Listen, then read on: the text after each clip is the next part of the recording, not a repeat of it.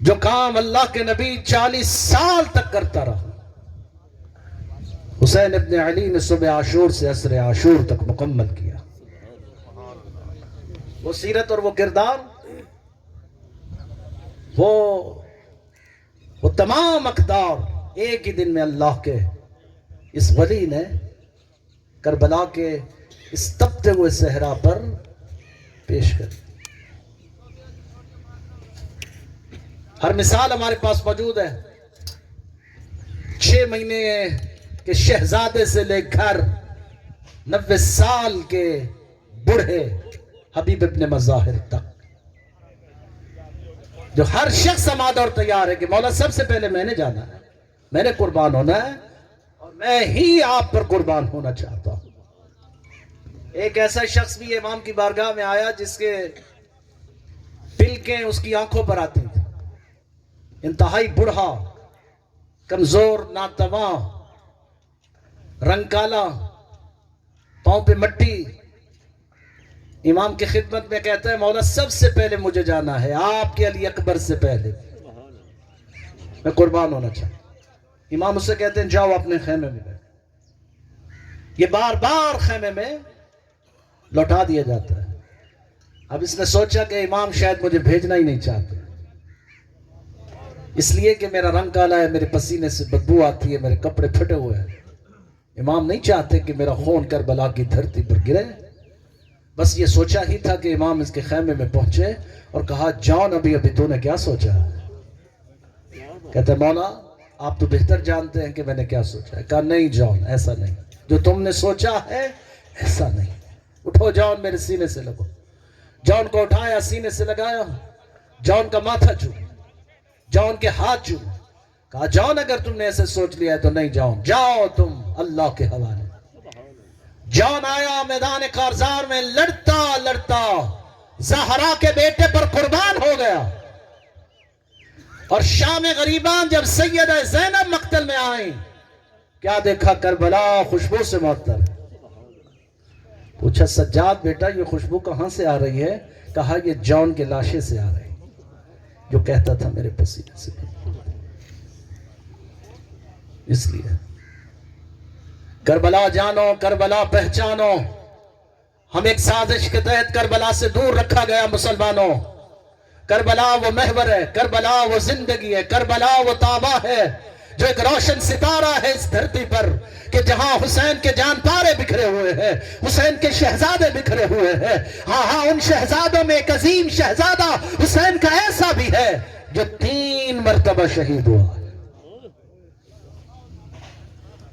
آج ایک جوان بیٹے کی رسم سوئم میں تم بیٹھے ہوئے ہو، اور یہ باپ کو پتا ہوتا ہے کہ بیٹا کیا ہوتا ہے، ماں کو پتا ہوتا ہے بیٹا کیسے جمع ہوتا ہے، لیکن کربلا میں جس کے سامنے 72 جنازہ پڑا ہوا تھا، کوئی اس ماں سے بھی جا کر کے پوچھے جس کے 2 شہزادے گھوڑوں کے سبھوں تلے پامال ہو گئے ہوں، اور پھر ایک ایسا جوان حسین کا جو 18 سال کا کڑیل ہو، اور جس کے لیے دادا ابراہیم کو پکارا جا رہا ہو۔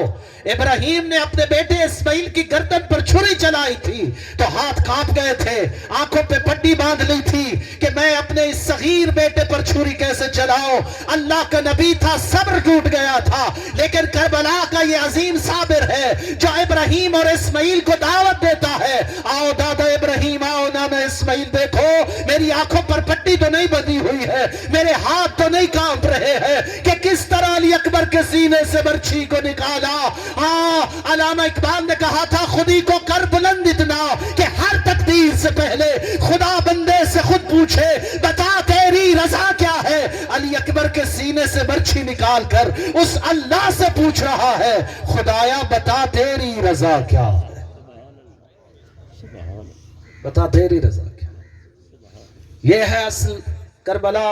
کربلا دیکھو تو تمہیں سمجھ آئے، کربلا سمجھو تو تمہیں سمجھ آئے، کربلا پرکھو تو تم یہ انصاف کر سکو کہ کربلا میں کنبہ کس کا لٹ گیا؟ زہرا کے لال کا، زہرا کے بیٹے کا پورا کنبہ کربلا میں، اس مقتل صحرا میں کچھ اس طرح بکھرا۔ بس میں آخری بات کروں.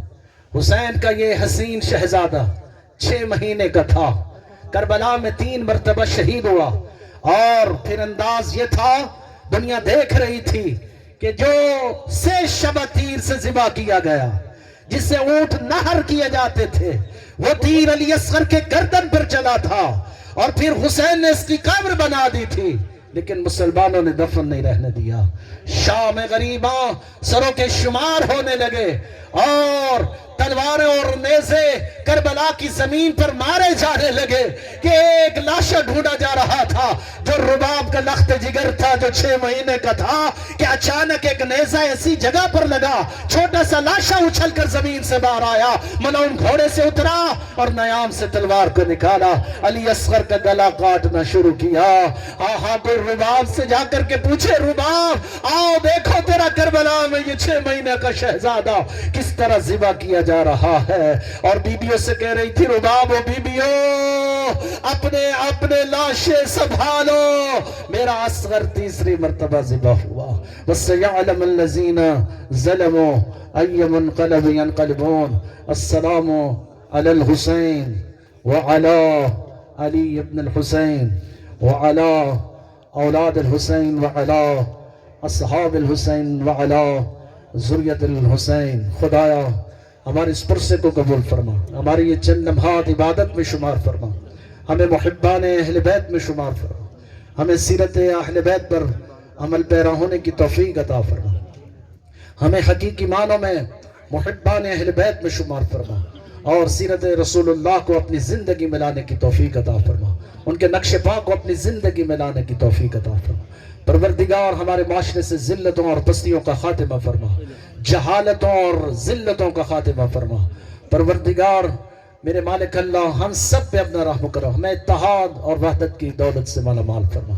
اس مجلس اعزا کا ثواب، ذکر اذکار کا ثواب، جو پڑھا گیا اور جو پڑھا جائے گا، اس تمام چیزوں کا ثواب مرحوم و مغفور مار محمد حسنین کی روح کو پر فتح فرما، ان کے درجات بلند فرما، اعلیٰ علیین میں اعلیٰ مقام عطا فرما، صغیرہ کبیرہ گناہوں کو معاف فرما، کروٹ کروٹ جوارے آل محمد میں جگہ عطا فرما، منازل آخرت منازل برزخ آسان فرما، سیئات اور خطاؤں سے درگزر فرما، ان کی قبر کو ولایت امیر المومنین کے نور سے منور فرما، شفاعت اہل بیت رسول نصیب فرما، روز محشر واحم کا سایہ نصیب فرما، روز قیامت نجات عطا فرما. لواحقین، پسماندگان، عزیز و اقارب، والدین کو، بھائیوں کو، بہنوں کو، مولا ان سب کو صبر جمیل عطا فرما، یہ صدمہ برداشت کرنے کی توفیق عطا فرما.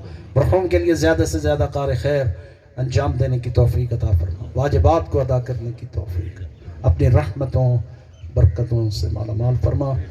ہر دل کی صدا اور ایک ہی تمنا ہے، ہادی دوراں وارث زہرا سرکار حجت ارواحنا الفدا کے ظہور میں تعجیل فرما، اور ہمیں جان نثاران امام زمن میں شمار فرما، ان کے ظہور کی راہوں کو ہموار کرنے کی توفیق عطا فرما.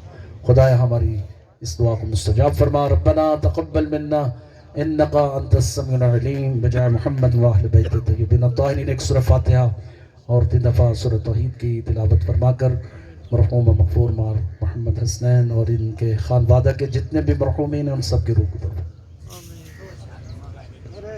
دوستو نظر اللہ